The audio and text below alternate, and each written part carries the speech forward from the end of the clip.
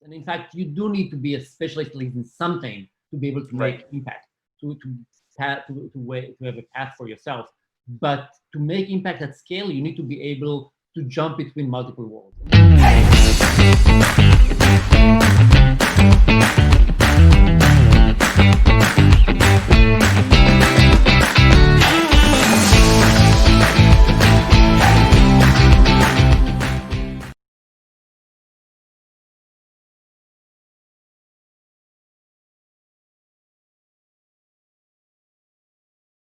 Gad Allon, thank you for being on my show. How are you? Great to be here. So we had a brief discussion just now. It was phenomenal. A little bit of static noise. So with the nature of the spontaneity and COVID, we're doing this. Gad, a professor of operations, information, and decisions at UPenn, director of the M&T program. Take me to the M&T program and explain to me, first of all, who is Gad Allon? Walk me a little bit through your journey. And then I'd love to understand why you chose academia. And you have a very special part in academia where you have both legs out in the real world and both legs in academia. And your whole work is in the integration of all of these moving parts. So I'd love to talk about that as well. But let's start with who is Gad and transition towards the M&T program.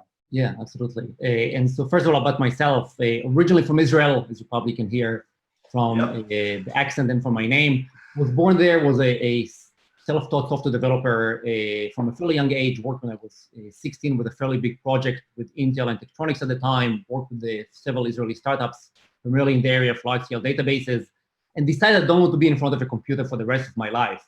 Little did I know that all of us are in front of a computer for the rest of our life. And was in the military for a few years, in an elite unit, as an officer, a soldier and officer. Again, decided I don't want to do that. Moved to the US, did my PhD at Columbia in decision risk and operations, so doing game theory and queuing theory. And really, throughout my life was a combination of basically everything I said until now. So work with big firm, Pepsi, John Deere, airlines, but continuously also made sure to stay in touch with the more entrepreneurial world. And so work with Israeli firms or in American firms in very early stages. Started my own firm while I was at Kellogg, an education technology firm that was acquired later on. Continue to this day to invest in firms and be on advisory board of different firms and always think about the next step. But a few years ago, moved to Penn to be the director of the M&T program that I'll tell you more about in a minute. But in fact, what academia really allows you is that if you enjoy the ability to go deep into an area and then research that, but at the same time, the ability to take that and apply it to firms. And if you have the ability to move between these two worlds in a fluent way, and I think I managed to create the flexibility to do that, it's very hard to compete with that type of a job. It's like being in a kid in a candy store because you can continuously pick up what will be your next project. At the same time, you need to have the patience to see some of these outcomes.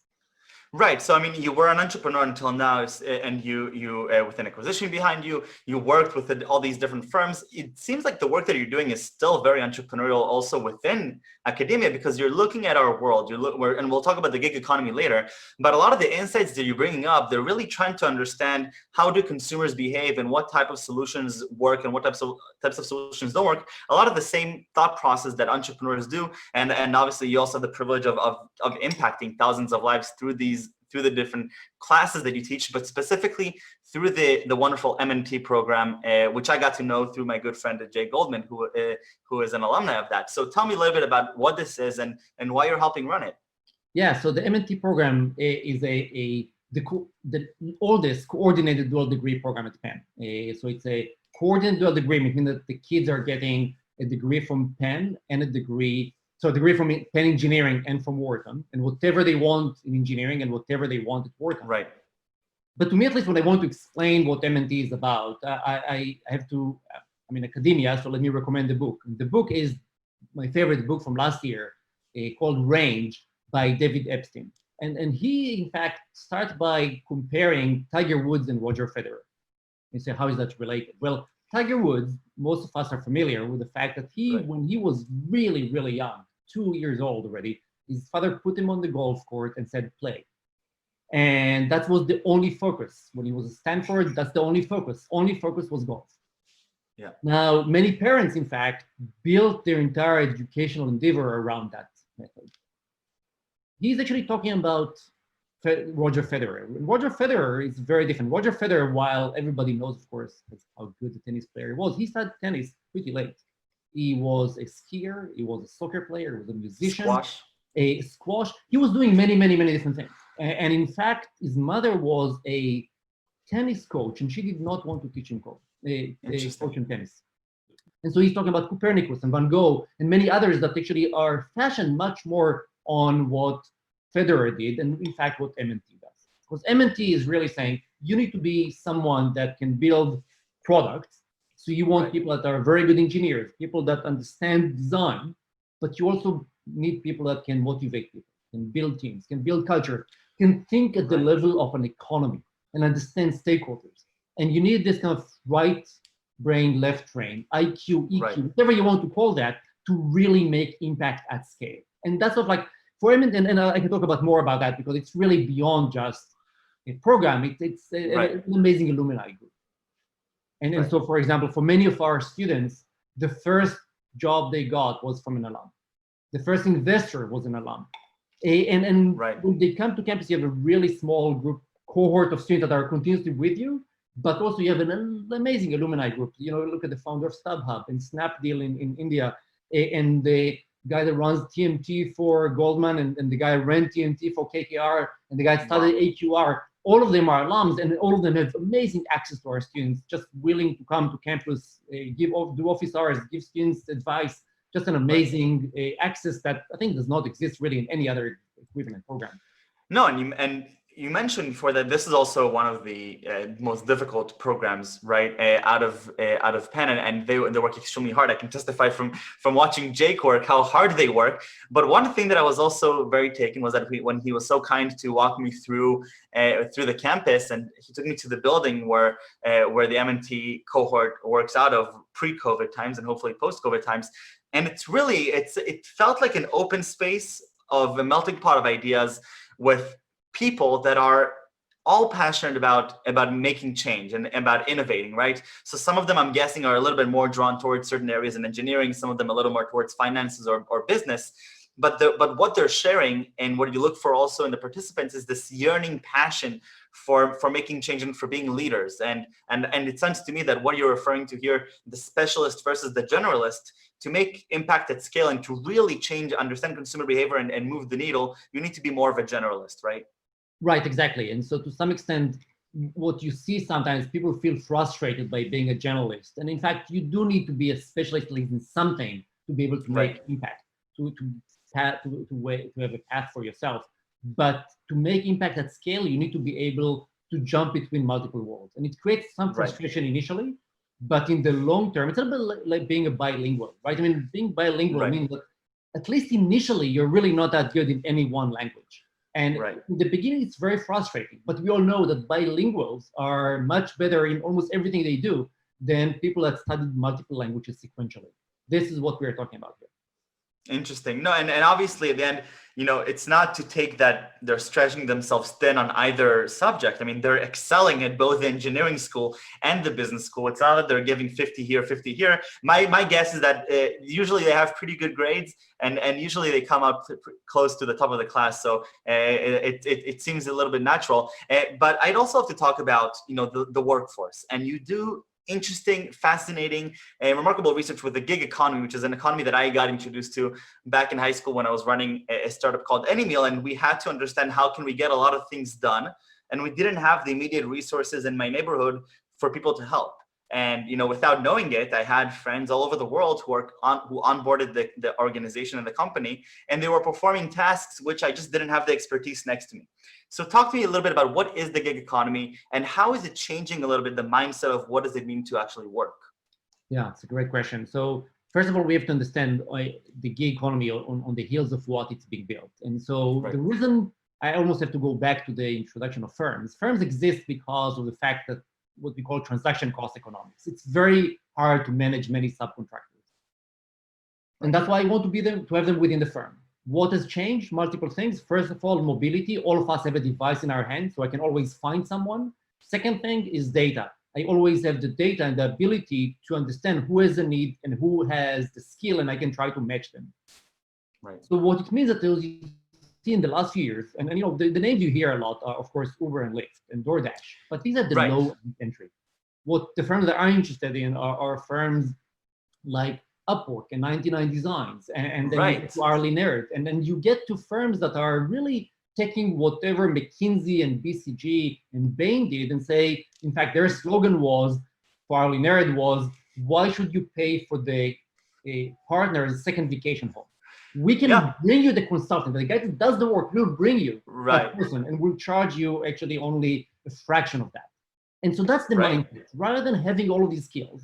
So if I'm a firm, I can get into all of these. If I'm a person, I need to design a website, I can find that person.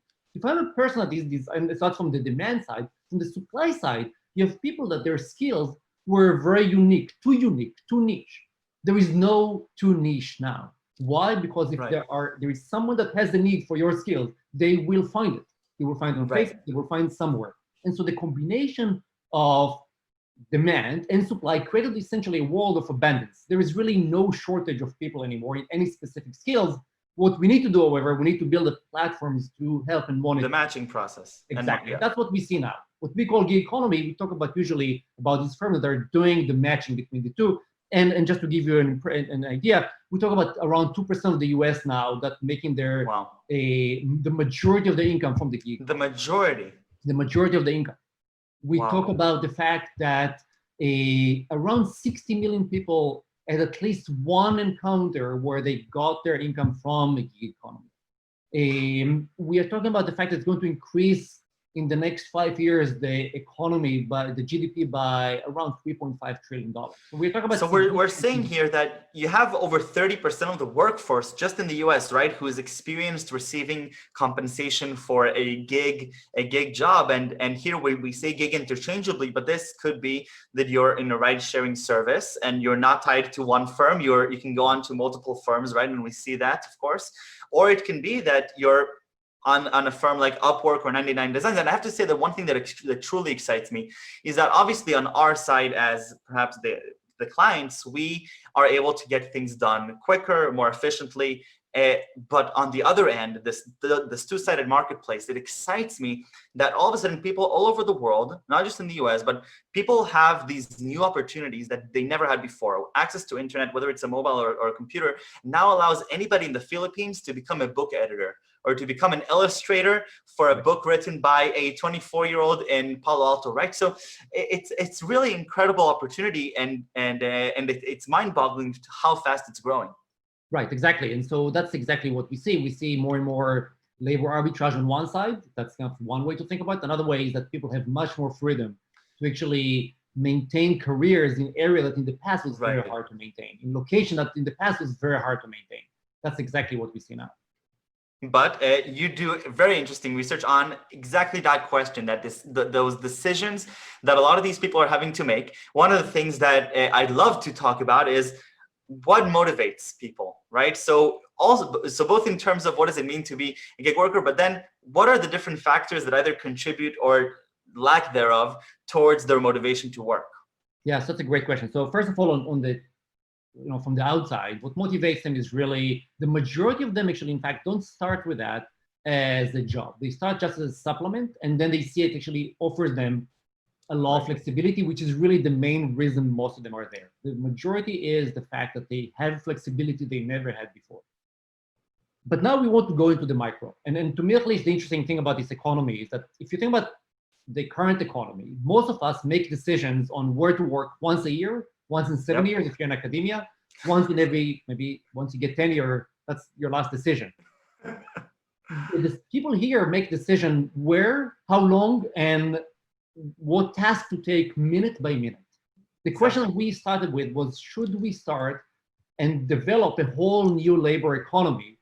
Because you hear a lot of debate in the policy side and how firms should optimize.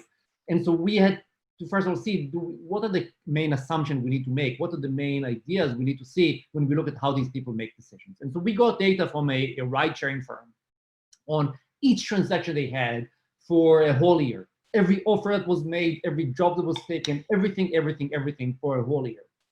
And we look really at three factors. We look at what's the impact of income, the offer, basically the wage. It's not really a wage, but the equivalent of wage. Right. If people are rushing that's the only thing that should matter. And the first thing we saw is that actually that matters and matters a lot, which really means that most of these drivers, in this case, the drivers, are highly rational. And saying that because you hear a lot of a paternalistic approach that says that you need to protect these people and they're not rational, they're captured. And in fact, most of them are very rational. Wages go up, they go more. Wages go down, they actually drive less. There was a bit of a noise there. Can you just go back and restate what did you find? Are the drivers rational or not, and why? Why you think that they are? So let me actually first of all outline the three main factors we looked at. We looked at first of all the impact of earnings. So whether the higher the wage offered, because these drivers get an offer, at least in that firm.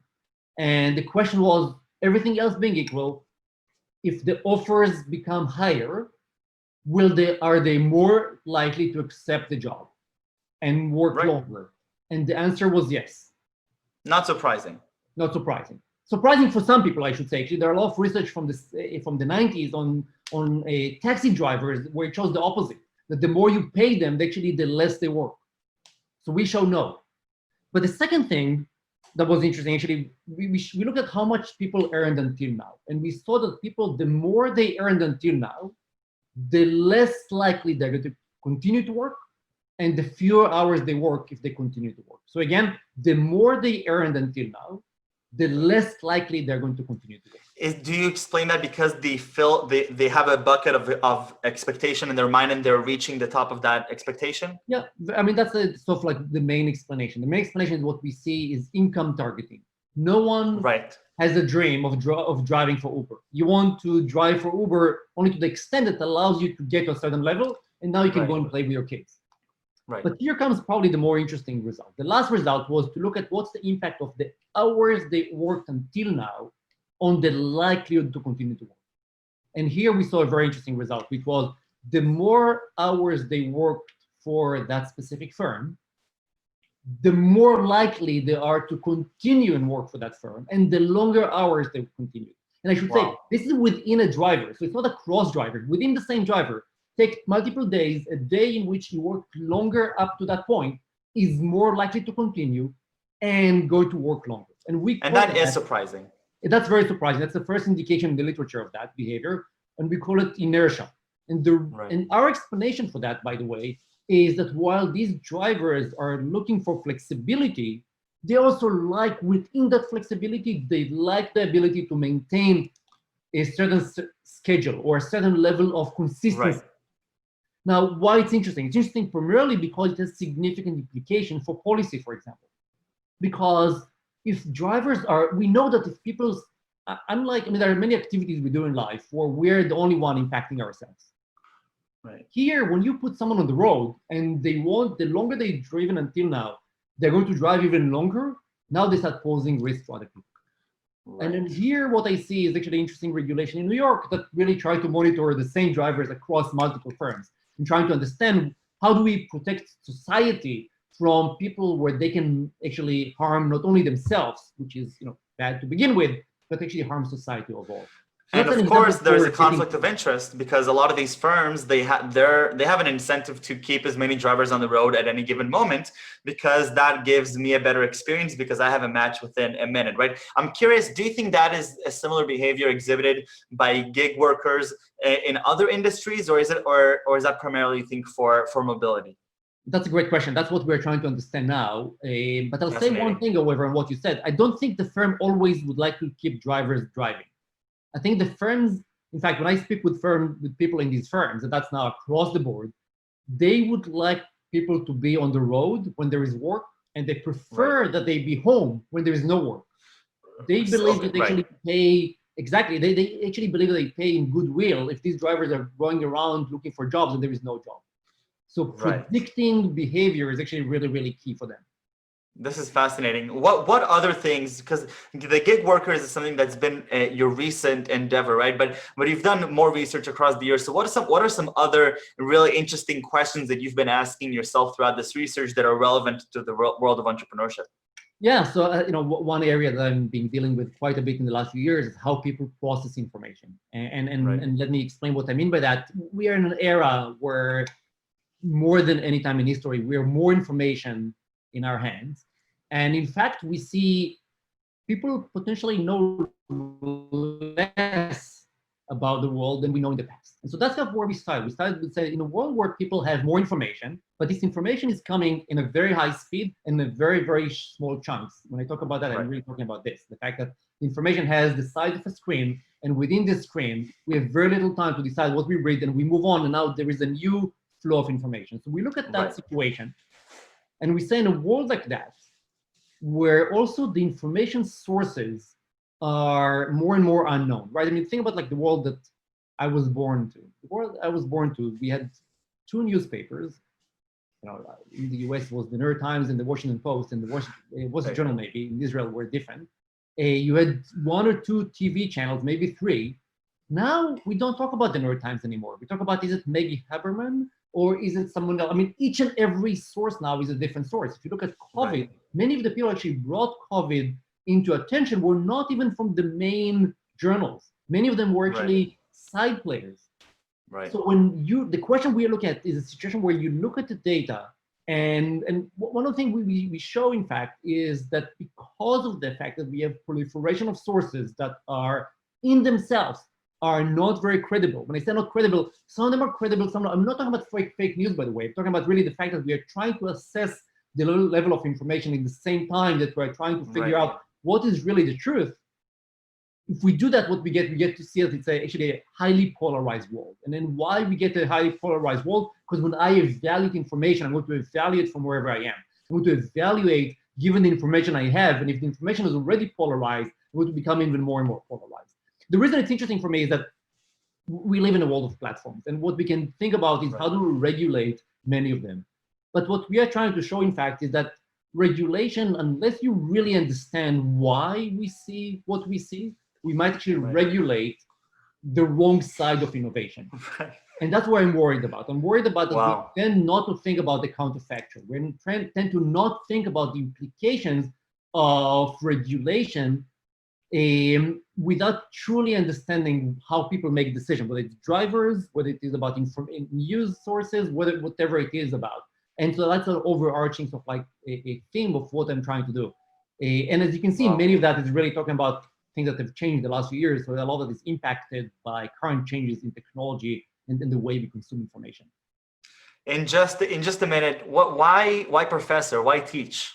Why stand in front of classrooms, sometimes dozens, sometimes hundreds of students, and talk about these things that you're researching? Yeah, so that's a great question. And in fact, I had a faculty at the Technion, Avi Mendelbaum, that said that whenever you do anything, you have to think about what is your scope of impact. When you do consulting, it's 5 minutes from now. When you teach executive MBA students, it's a year from now. When you teach undergrad, MBA is 5 years from now. When you teach undergrad, it's 25 years from now. Many of them it's too early for them to impact it now. But impact MBA 5 years from now, but undergraduate 25 years from now. Yeah, and then research 75 years from now, right? I mean, you want to teach people how to think, not only what to think. So you want to teach them the way, and in fact, that impact is very, very hard to have in any other way.